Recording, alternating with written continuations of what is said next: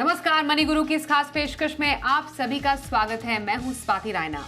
बाजार के उतार चढ़ाव के बीच कुछ नियम ऐसे हैं जिनको अगर आप अपने निवेश पैटर्न के लिए अपनाते हैं तो आप न सिर्फ इस वॉलेटिलिटी से अपने पोर्टफोलियो को बचा पाएंगे बल्कि अच्छा वेल्थ भी क्रिएट कर पाएंगे।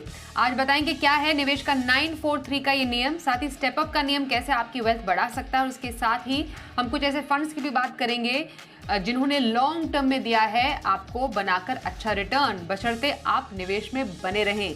इसी पर चर्चा करने के लिए दो एक्सपर्ट्स हमारे साथ हैं। ऑप्टिमम मनी के एमडी पंकज मटपाल, फिनफिक्स की फाउंडर प्रबलीन बाजपेयी।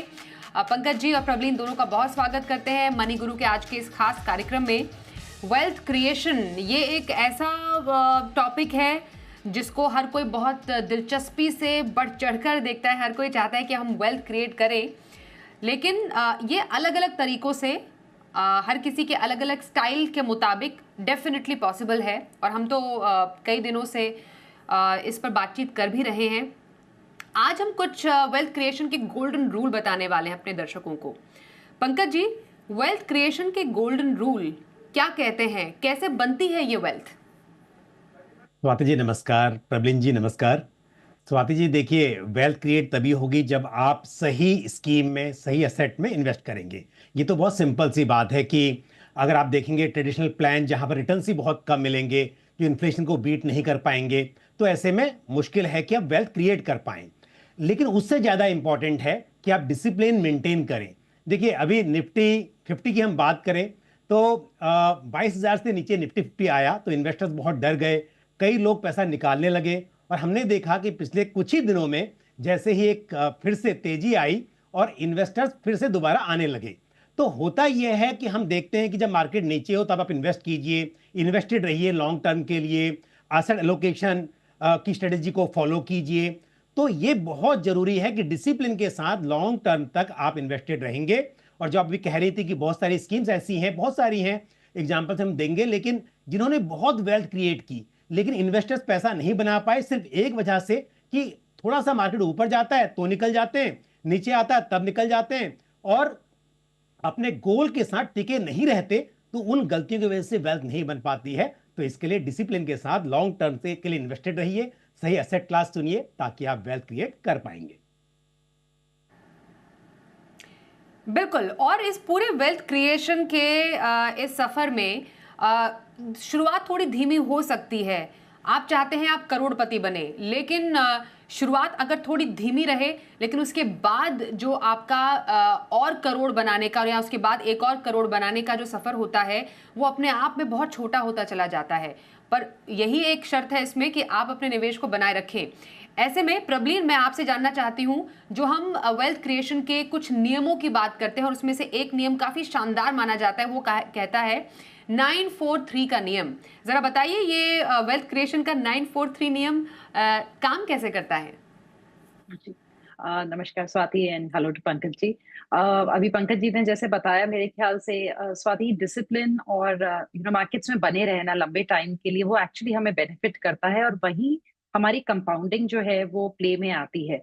और ये जो रूल है 943 का, ये उस कंपाउंडिंग के प्रिंसिपल के ऊपर ही बेस्ड है, क्योंकि जब हम वक्त देते हैं तो जो समय है वो हमारी इन्वेस्टमेंट्स में इतना मैजिकल रोल प्ले करता है जितना कई बार हम इमेजिन भी नहीं कर सकते। और इसका एक उदाहरण है, मान लीजिए आज आपने एक 50,000 की एसआईपी से शुरुआत किया है और हम 12% के जैसे मार्केट्स में रिटर्न्स लेके चलते हैं, ताकि अच्छे और बुरे दोनों समय में 12% का रिटर्न अगर हम लंबे समय की इन्वेस्टमेंट्स देखें तो आराम से निवेशकों को मिल जाते हैं। तो हम अपना जो पहला करोड़ है, बिकॉज करोड़पति बनने की चाह मेरे ख्याल से एज अ इन्वेस्टर हम सब में होती है, तो जो हम अपना पहला करोड़ है वो करीबन 9 साल में उस लक्ष्य को पाएंगे। जो 943 में 9 आ गया कि आपने अपना पहला करोड़ 9 साल में बनाया। पर मान लीजिए आप अपनी इन्वेस्टमेंट्स में डटे रहें, अच्छे और बुरे समय दोनों में, तो कंपाउंडिंग इतने सुंदर तरीके से वहां प्ले में आएगी कि नेक्स्ट 4 इयर्स में आपका पैसा दुगना हो जाएगा। यानी कि आप 2 करोड़ का जो अमाउंट है वो ओवरऑल 13 इयर्स में पा रहे हैं, यानी कि 9 प्लस अनदर 4 इयर्स में आप उस 13 इयर्स के टाइम में आपने 2 करोड़ हासिल कर लिया। एंड अगर आप वहां से फिर बने रहें अपने निवेश के साथ, अपनी 50,000 की एसआईपी को कंटिन्यू करें, तो ओवरऑल 16 सालों में यानी कि इस 13 साल में और हमने 3 साल जोड़ दिए, 16 साल में आप 3 करोड़ के लक्ष्य पे पहुँच जाएँगे। तो मेरे ख्याल से स्वाति ये जो एक एग्ज़ाम्पल है 943 को दर्शाने के लिए, ये निवेशकों को मोटिवेट भी करना चाहिए और जो एक खूबसूरती है कंपाउंडिंग की, बिकॉज़ जैसे हमारा निवेश का समय बढ़ता है, जितना हमने अपना इन्वेस्टमेंट किया होता है, उसका परसेंटेज घटता चला जाता है और जो ग्रोथ का परसेंटेज होता है हमारे फाइनल रिटर्न्स में, वो बढ़ते चला जाता है। और मेरे ख्याल से जो रूल है कि उस चीज़ को बहुत अच्छे से दर्शाता है। इसलिए चाहे मार्केट्स में अच्छा समय हो, चाहे बुरा समय हो, अगर आप मार्केट्स में बने रहें, तो लॉन्ग टाइम पीरियड में कंपाउंडिंग का बेनिफिट लेके मेरे ख्याल से इन्वेस्टर्स अपने बहुत सारे लॉन्ग टर्म गोल्स को अचीव कर सकते हैं। एंड बस इसमें आपको मार्केट्स के बुरे और अच्छे समय में बने रहना है। एंड दिस 943 का जो ये रूल है, ये मेरे ख्याल से हर निवेशक की लाइफ में उनको वो मैजिकल कंपाउंडिंग का जो आउटकम है, वो दिखा सकता है फिर। जी, और इसमें भी बहुत ही शानदार बात ये है, हम तो एसआईपी के वंडर की बात करते ही हैं। इस एसआईपी को अगर आप थोड़ा-सा और बढ़ा दें, तो कैसे इस स्टेप अप एसआईपी से आप वेल्थ क्रिएट कर सकते हैं? पंकज जी ज़रा बताइए, क्या ये कोई स्टेप अप एसआईपी का जादू है या फिर एक टेक्नीक है या एक फ़ॉर्मूला है, जिससे आप वेल्थ को आप जितना चाहते थे उससे कई गुना ज़्यादा बढ़ा सकते हैं, बस थोड़ा-सा उसको और टॉप अप करके? बिल्कुल, देखिए स्वाति जी, ये हम चाहे 943 की बात करें या हम स्टेप अप की बात करें, सभी चीज़ें आपका डिसिप्लिन को दिखाती हैं कि यदि आप डिसिप्लिन तरीके से इन्वेस्टमेंट करते हैं, चाहे डिसिप्लिन हो कि आप लंबे समय तक इन्वेस्टेड रहते हैं मार्केट के अच्छे और बुरे दौर में। दूसरी बात यह है कि समय के साथ आपकी इनकम बढ़ती है, उसी हिसाब से आप अपनी इन्वेस्टमेंट को भी बढ़ाते हैं, तो आप वेल्थ क्रिएट करेंगे। तो जो बात हो रही है स्टेप अप एसआईपी की, उदाहरण के तौर पर यदि आप 12% का सीएजीआर मानकर चलते हैं लॉन्ग टर्म में, तो 10,000 की एसआईपी से 1 करोड़ इकट्ठा करने के लिए करीब 20 साल लग जाएंगे। लेकिन हम जानते हैं कि अगर 20 साल की बात हो तो 20 सालों में इनकम कई गुना बढ़ेगी और हर साल यदि मैं 10% का स्टेप अप भी मानकर चलूं, तो आपने 10,000 की एसआईपी की और 10% से स्टेप अप करते गए, वही 12% के सीएजीआर पर 16 ईयर्स में ही आपका 1 करोड़ बन जाएगा। यानी कि जहां आपको 20 साल लग रहे थे, आपके 4 साल बच गए। और स्वाति जी, ये तो एक सिंपल समझाने के तरीका अच्छा है, पर मैं सच बोलूं तो हमारी इनकम किसी भी कंडीशन में इससे ज़्यादा बढ़ जाती है। उसकी कई वजह होती हैं। एक तो यह है कि रेगुलर जो चाहे सैलरी हो या बिजनेस हो, इन्फ्लेशन के हिसाब से उसमें इंक्रीमेंट होता है। उसके अलावा इतने लंबे समय की बात की जाए तो प्रमोशन भी होंगे, बिजनेस में एक्स्ट्रा ऑर्डिनरी ग्रोथ भी हो सकती है। तो उस हिसाब से देखा जाए तो इन्वेस्टर अगर डिसिप्लिन मेंटेन करे, लंबे समय तक इन्वेस्टेड रहे और समय के साथ जिस हिसाब से इनकम बढ़े, जहां 20% बढ़ी, 30% बढ़ी, आपने उस हिसाब से बढ़ा दिया, तो ये 1 करोड़ की बात नहीं, कई करोड़ रुपया इकट्ठा कर सकते हैं। तो हमेशा ध्यान दीजिए कि सही एसेट क्लास चुनना और इन्वेस्टेड रहना, समय के साथ में उसे बढ़ाते रहना। स्वाति जी, एक बात और कहूंगा, जब भी बात चल रही थी कि 943 की, अगर कोई इन्वेस्टर ना मतलब आगे इन्वेस्ट ना भी करे और शुरुआती दौर में ज्यादा करके और छोड़ देगा, तो भी ज्यादा पैसा बन जाएगा इसके कंपैरिजन में कि वो पहले इन्वेस्ट ना करे और लेट इन्वेस्टमेंट की शुरुआत करे। तो इसके लिए जितनी जल्दी हो सके छोटे अमाउंट से सही आप शुरुआत कीजिए और पैसा इकट्ठा कर लीजिए। उसके बाद से छोड़ भी देंगे तो कंपाउंड की वजह से वो बढ़ता रहेगा। जी, और इस पूरे वेल्थ क्रिएशन के सफर में प्रबलीन, अब ये बताइए आप कि वेल्थ क्रिएशन के सफर में किन गलतियों से बचना चाहिए? जी। स्वाति जी, जैसे अभी पंकज जी और मेरे ख्याल से मैंने हम दोनों ने दोहराया है कि अल्टीमेटली आपको मार्केट्स के अच्छे और बुरे समय में दोनों में बने रहना है। तो कई बार जैसे अभी शुरू में पंकज जी ने बोला कि हम मार्केट्स के जो एक्सट्रीम्स होते हैं, बहुत अच्छा समय और बहुत बुरा समय, हम कई बार उसमें घबरा जाते हैं, हम सोचते हैं प्रॉफिट्स बुक कर लिए जाएँ। प्रॉफिट आप डेफिनिटली बुक कर लिए अगर आपके गोल्स करीब हैं। अदरवाइज़ मेरे ख्याल से मार्केट्स में बने रहना, यानी कि आप एक जो डिसिप्लिन के साथ अपने निवेश को कंटिन्यू रखें, वो एक बहुत इम्पोर्टेंट है। कि आप मार्केट्स के साइकिल के साथ अपने आप का जो आपका निवेश है उसको आप कंटिन्यू रखते हैं। पेशेंस एक बहुत इंपॉर्टेंट चीज़ है, तो अगर हम कहीं पे हबड़ा-दबड़ी में निकल जाते हैं, हमें लगता है हमने 2 साल के लिए निवेश किया, हमारे रिटर्न्स नहीं बने और हमारा सॉर्ट ऑफ कॉन्फिडेंस अगर लूज़ हो जाता है मार्केट्स में, तो यहाँ पे मेरे ख्याल से एक इक्विटीज़ को हम अक्सर चाइनीज़ बैम्बू से कंपेयर करते हैं। उसकी स्टोरी याद रखनी चाहिए, जहाँ पे जब वो किसान बोते हैं चाइनीज़ बैम्बू को, तो उसकी फसल जो ज़मीन के ऊपर 4 साल तक नहीं दिखती है, वो जमीन के नीचे उग रहा होता है और 5वें साल में वो अचानक से बहुत लंबा शूट अप करते हैं। तो इक्विटीज भी कई बार उसी के जैसा होता है, हम अपनी एसआईपीज में निवेश करते रहते हैं। ऐसा हो सकता है कि 2 से 3 साल भी आपको रिटर्न्स ना दिखें या नेगेटिव रिटर्न्स दिखें, तो आप ज़रूर कंटिन्यूड रहिए इवन डाउन टर्न्स में। उसके अलावा जितना हो सके स्वाति, हमें अपने बिहेवियरल जो एक एस्पेक्ट है उस पे कंट्रोल रखना चाहिए। फ़ियर, ग्रीड इस टाइप की चीज़ों से थोड़ा बचना चाहिए।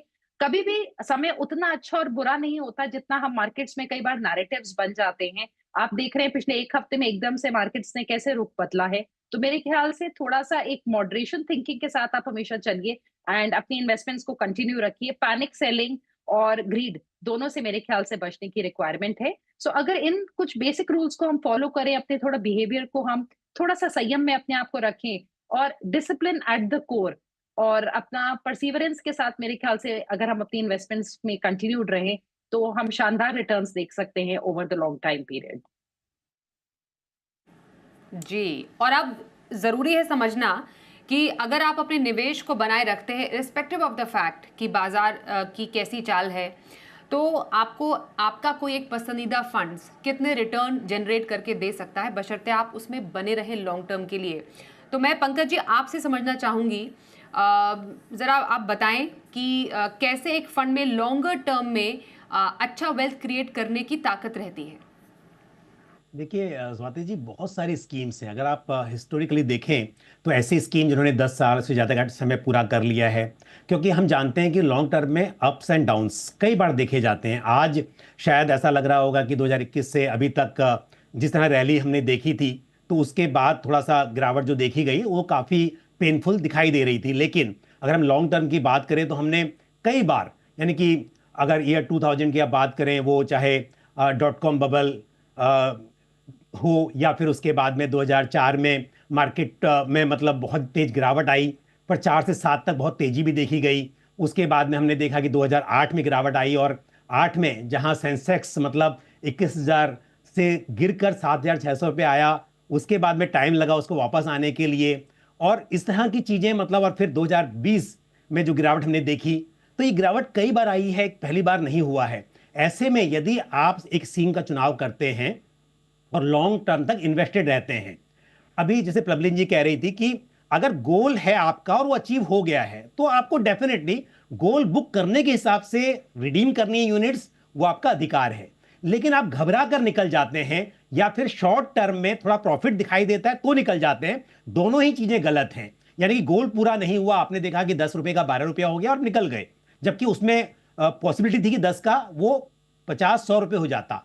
और दूसरी बात वही है कि वो गिरावट आई, आप घबरा गए, आपको लगा आप तो जीरो होने वाला है और आप निकल गए। ये दोनों स्थिति बहुत खराब होती हैं। तो यदि फंड्स की बात करें तो बहुत सारे एग्जांपल्स हैं, लेकिन चलिए पारंपरिक फ्लेक्सी कैप फंड की बात कर लेते हैं। तो इसकी अगर हम देखें तो लॉन्ग टर्म में यदि 10 साल की बात करेंगे तो करीब 18% का यहां पर रिटर्न निकल कर आया CAGR बेसिस पर। हम तो 12% की बात करते हैं हमेशा कि इक्विटी में आप लॉन्ग टर्म में 12% की उम्मीद रखिए, पर यहां पर 10 ईयर्स की बात करेंगे तो करीब 18% का रिटर्न निकल कर आया है। 5 साल में तो खैर 31% है, 3 साल की बात करें तो 18% का रिटर्न है। और यदि मैं लॉन्ग टर्म की बात करूं, देखिए 2013 में स्कीम लॉन्च हुई थी मई में, वहां से यदि बात करेंगे तो 19% का CAGR स्कीम ने दिया है। तो इसके लिए आप यदि लॉन्ग टर्म तक टिके रहते हैं, ऐसा नहीं कि स्कीम का, अगर आप पारंपरिक फ्लेक्सी कैप फंड की भी बात करें तो इसमें भी गिरावट देखी गई, लेकिन अगर लॉन्ग टर्म रहे, चाहे वो आपसे 13 से लेके 25 तक की बात हो या फिर वो 3, 5, 7, 10 साल किसी की भी बात हो, आपको रिटर्न्स यहां पर 20% के आसपास मिले हैं। तो ये जानना बहुत जरूरी है। इस तरह से बहुत सारी स्कीमें आप कहेंगे तो मैं एक एक करके कई एग्जाम्पल यहां पर दे सकता हूं स्वाति जी। बिल्कुल, आपने एक एग्जाम्पल दिया, हम और भी एग्जाम्पल्स लेंगे, क्योंकि समझना यही ज़रूरी है कि अगर आप 10 साल तक भी एक स्कीम में बने रहे हैं डिसिप्लिन्ड वे में, तो आपका लगभग 19 से 20% रिटर्न कहीं नहीं गया। बस आपको अपने इन्वेस्टमेंट को बनाए रखना है। ये तो हमने एक फ्लेक्सी कैप फंड की बात की, कुछ और फंड्स की बात करेंगे, कुछ passive funds, index fund, gold fund का भी हम यहाँ पर एग्जाम्पल देने वाले हैं और आपको समझाएंगे कि लॉन्ग टर्म में कैसे वेल्थ क्रिएट करने के लिए ये हो सकते हैं मददगार। प्रबलीन, मैं आपसे एक इंडेक्स की बात जानना चाहती हूँ। इंडेक्स फंड का अगर हम जिक्र करें, ये तो एक इंडेक्स को मिमिक करते हैं। एक लॉन्गर टर्म में एक पैसिव फंड स्ट्रैटेजी किस तरीके से एक वेल्थ क्रिएट करके दे सकती है अपने इन्वेस्टर को? जी, जी। अभी पंकज जी ने बहुत ही पॉपुलर स्कीम का एग्जांपल दिया है स्वाति, एंड अब मैं एक इंडेक्स फंड की बात करती हूँ, तो मिड कैप हम इंडेक्स उठा लेते हैं, जो निफ्टी का मिड कैप 150 इंडेक्स है। ये एक सिंपल स्ट्रैटेजी है जो हमारे देश की 101 से लेके 150 तक की जो सबसे सॉरी 250 तक जो सबसे बड़ी सेकंड बिगेस्ट 150 कंपनीज हैं, उनका एक इंडेक्स कॉम्पोजिशन है। एंड यहाँ पे हम देखते हैं कि जो मैक्सिमम एलोकेशन एक कंपनी को है वो करीबन 2.5% तक जाता है। तो मिड कैप्स में एक पोटेंशियल रहता है ग्रोथ का, बिकॉज वो आज की थोड़ी सी तेज रफ्तार से चलने वाली कंपनीज हैं जो कल को चल के लार्ज कैप बन सकती हैं, बड़ी कंपनीज बन सकती हैं। अगर हम एक लंबे समय की बात करें, करीबन 10 साल, तो हमने देखा है कि जो मिड कैप इंडेक्स है उसने करीबन 20% का सीएजीआर दिया है। एसआईपी रिटर्न्स में अगर हम एक्सआईआरआर बोले तो अगेन अराउंड 20% का रहा है। 5 इयर्स में करीबन 22%, 22.91 टू बी प्रिसाइज, तो ऑलमोस्ट 23% का। और 7 साल में करीबन 21% का एक्सआईआरआर दिया है। एंड ये ऐसे टाइम पे स्वाति हम रिटर्न्स देख रहे हैं जब ऑलरेडी हमने देखा है कि मिड कैप इंडेक्स में काफी गिरावट रही है। अगर अभी हम सितंबर 24 से फरवरी एंड तक, मार्च बिगनिंग तक ही देखें, तो करीबन 21% की फॉल है। और इस पूरे लंबे समय में जो ये 10 ईयर पीरियड है, इसमें जो मिड कैप इंडेक्स है वो 44% से लेके 21%, अब फिर से 21%, करीबन 18%, 14%, इस तरीके की बहुत फॉल्स देख चुका है डिफरेंट टाइम पीरियड्स में। और अगर हम सिर्फ पिछला 5 साल ही देखें, मार्च 2020 से लेके अभी मार्च 2025 तक, तो इसमें ही इस इंडेक्स ने बहुत बड़े फॉल्स देखे हैं। अभी का 21% का फॉल हमने अक्टूबर 21 से जून 22 में बहुत बड़ा फॉल देखा था, ऑलमोस्ट 22% का। तो स्वाति बेसिकली इस पूरे चीज की जो समरी वो ये है कि एक सिंपल स्ट्रैटेजी है जो हमें मिड कैप्स में एक्सपोजर देती है। और 5 ईयर का अगर हम टेन्योर देखें और रोलिंग रिटर्न्स देखें, तो सिर्फ एक actively managed mid cap fund है जिसने मिड कैप इंडेक्स को बीट किया है। तो बहुत सिंपल स्ट्रैटेजी है जो आपको एक ही चीज करनी है कि मार्केट फॉल्स में बने रहना है, एंड आई थिंक आपके लॉन्ग टर्म के रिटर्न्स बन सकते हैं। बिल्कुल, चाहे एक्टिव रहे या पैसिव स्ट्रैटेजी रहे, ये आंकड़े बताते हैं कि लॉन्ग टर्म में ये आपको औसतन 20% तक का रिटर्न बनाकर जरूर दे सकते हैं। Pankaj ji, over to you now. आपके बाकी दो जो फंड्स जिसका आप जिक्र करने वाले थे, कौन से रहेंगे? बिल्कुल स्वाति, देखिए यहाँ पर ना अभी मैंने एक एक्टिव फंड बताया जो कि फ्लेक्सी कैप कैटेगरी का फंड था। प्रबलिन जी ने एक पैसिव फंड बताया जो कि मिड कैप फंड था। इस बात से एक बात और समझ में आती है कि आपके पोर्टफोलियो में डाइवर्सिफिकेशन जरूरी है। तो एक्टिव और पैसिव के बीच भी आपका पोर्टफोलियो डाइवर्सिफाई होना चाहिए, और साथ ही अलग अलग कैटेगरीज भी आपके पोर्टफोलियो में रहनी चाहिए। तो जो मैंने बात की पहले फ्लेक्सी कैप की, अभी मैं बात करूंगा एक वैल्यू स्टाइल फंड की। अगर हम बात करें ICICI prudential value discovery fund की, बहुत ही पुराना फंड है, 2004 में ये लॉन्च हुआ था। और क्योंकि डायरेक्ट प्लान तो बाद में आए, उस टाइम पर तो रेगुलर प्लान ही होते थे। तो अगर मैं 2004 से सिंस इंसेप्शन इसकी बात करूं, तो स्कीम ने 20% का 20.06 टू बी वेरी प्रिसाइज, अगर मैं कल की एनएवी के हिसाब से बात करूं, तो 20% का रिटर्न सीएजीआर बेसिस पर स्कीम ने दिया है। और अगर आप अभी बात करें हम 3 साल, 5 साल या 10 साल की, तो लास्ट 3 इयर्स में भी 20% का रिटर्न आया है। आप 5 साल की बात करेंगे तो खैर वहां तो बहुत ही अच्छा रिटर्न 32% के आसपास का सीएजीआर स्कीम ने दिया। और 10 साल की बात करें तो करीब 15% का सीएजीआर यहां पर निकल कर आया। तो एक बात समझ में आती है कि अगर लॉन्ग टर्म इन्वेस्टेड रहेंगे तो कभी किसी पीरियड में हो सकता है कि रिटर्न आपके नेगेटिव भी हो, कभी हो सकता है कि 10, 12, 15% भी हो, लेकिन लॉन्ग टर्म में जो हिस्टोरिकली हम देख रहे हैं वो काफ़ी पॉजिटिव दिखाई देता है। उसके अलावा यदि बात करें मेरे asset large and mid cap fund की, एक ही फंड जिसमें लार्ज एंड मिड कैप और ग्रोथ स्टाइल फंड, यहां पर भी आप देखेंगे। देखिए ये स्कीम जुलाई 2010 में लॉन्च हुई थी। तो वैल्यू डिस्कवरी तो खैर 20 साल पूरे कर लिए, पर ये स्कीम ने भी 15 साल करीब करीब पूरे होने वाले हैं स्कीम के। तो स्कीम ने पिछले 3 साल में जहां करीब 13% का रिटर्न दिया, लेकिन अगर 5 साल की बात करें तो 26% का सीएजीआर रहा। वहीं 10 साल की बात की जाए तो करीब 17% के आसपास रिटर्न रहा। और सिंस इंसेप्शन इस स्कीम ने भी, अगर हम 2010 से लेकर अभी तक बात करें, तो 19% से अधिक का सीएजीआर डिलीवर किया है। तो यानी कि हम हमेशा, ये सुन के तो मुझे लगता है व्यूवर्स को काफ़ी मोटिवेशन मिल रहा होगा, जब हम 12% पर कैलकुलेट करते हैं तब भी हम कहते हैं कि आपका करोड़ रुपया कितने टाइम में बन जाएगा। पर अगर आप इन्वेस्टेड रहें लॉन्ग टर्म में और ये 15-20% के सीएजीआर पर कैलकुलेट करेंगे, तो आप कितना करोड़ रुपया बना सकते हैं वो यहां पर आप अंदाजा लगा सकते हैं। बिल्कुल। प्रवीण, मैं थोड़ा इंटरेस्टेड हूँ अब ये जानने में। हमने तमाम कैटेगरीज की बात की, मिड कैप हो गया, एक लार्ज कैप भी हो गया, लार्ज एंड मिड का भी हमने फ्लेवर समझ लिया कि लॉन्गर टर्म में कैसा रहा है प्रदर्शन। गोल्ड तो काफ़ी ज़्यादा चमक रहा है। गोल्ड लॉन्गर टर्म में कोई इन्वेस्ट किसी ने किया थ्रू फंड या ईटीएफ, तो कैसा रिटर्न बना है लॉन्गर टर्म में? जी। स्वाति, मेरे ख्याल से गोल्ड फंड में पैसे डालना, जो आगे ईटीएफ में इन्वेस्ट करता है, बहुत ही आसान और सरल तरीका है इन्वेस्ट करने का, बिकॉज आप एसआईपी के माध्यम से कर सकते हैं। और अगर हम एसआईपी के रिटर्न्स देखें तो 10 साल में गोल्ड फंड्स ने करीबन 14.5% का रिटर्न दिया है। पिछले 5 साल में करीबन 17.5% का रिटर्न दिया है, विच आई थिंक बहुत ही एक्सेप्शनल रिटर्न है गोल्ड के। गोल्ड हम लोगों को एक कंफर्ट भी देता है, अपने पोर्टफोलियो में डाइवर्सिफिकेशन देता है। और अब जो टैक्सेशन है जिसपे वो 12.5% पे टैक्स होगा, मेरे ख्याल से उससे गोल्ड फंड्स का एडिशन पोर्टफोलियोज में थोड़ा और सरल हो जाता है, बिकॉज पिछले साल तक इसको हमें टैक्सेबल था हमारे स्लैब रेट पे। तो मेरे ख्याल से यहाँ पे एक बेनिफिट वो भी अब है। और अगर हम गोल्ड को देखें और जब हम इलेक्ट्रॉनिकली इन्वेस्ट कर रहे हैं, तो इसकी भी फॉल्स हमें ये बताती हैं कि गोल्ड में भी फॉल्स आती हैं। अगर हम अक्टूबर 2016 से दिसंबर 2016 देखें तो 13.5% का फॉल था। मार्च 2020 तक में गोल्ड गिरा था करीबन 9% से। तो डिफरेंट टाइम पीरियड्स में हमने गोल्ड्स में भी गिरावट देखी है, गोल्ड फंड्स में, जो हम अक्सर सोचते हैं कि सिर्फ इक्विटी में होता है। पर जब हम इलेक्ट्रॉनिकली इन्वेस्ट करेंगे तो हमें पता चलेगा कि गोल्ड में भी ऐसा होता है। और अल्टीमेटली जो मूल मंत्र है वो सेम है कि आपको इन्वेस्टेड रहना है और दोनों डाउन टर्न्स और अपसाइड का बेनिफिट लेना है। आपको डाउन टर्न्स में, मार्केट के बुरे समय में डेफिनेटली उनका साथ देना है। And I think long term के लिए गोल्ड का एडिशन पोर्टफोलियोज में बहुत ही मान लीजिए एक चमक डेफिनेटली ऐड कर सकता है और आपके करोड़पति बनने के लक्ष्य के करीब आपको जल्दी लेके जा सकता है।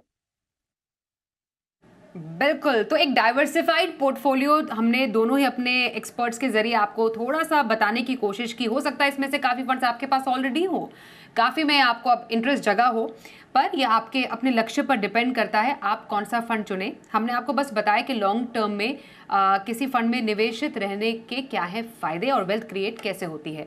बहुत बहुत धन्यवाद हम करेंगे हमारे दोनों ही एक्सपर्ट्स का हमारे साथ इस कार्यक्रम में शामिल होने के लिए। Pankaj ji, thank you so much. Prableen, धन्यवाद आपका भी हमारे साथ कार्यक्रम में शामिल होने के लिए। एक ब्रेक का वक्त हो गया है, देखते रहिए जी बिजनेस।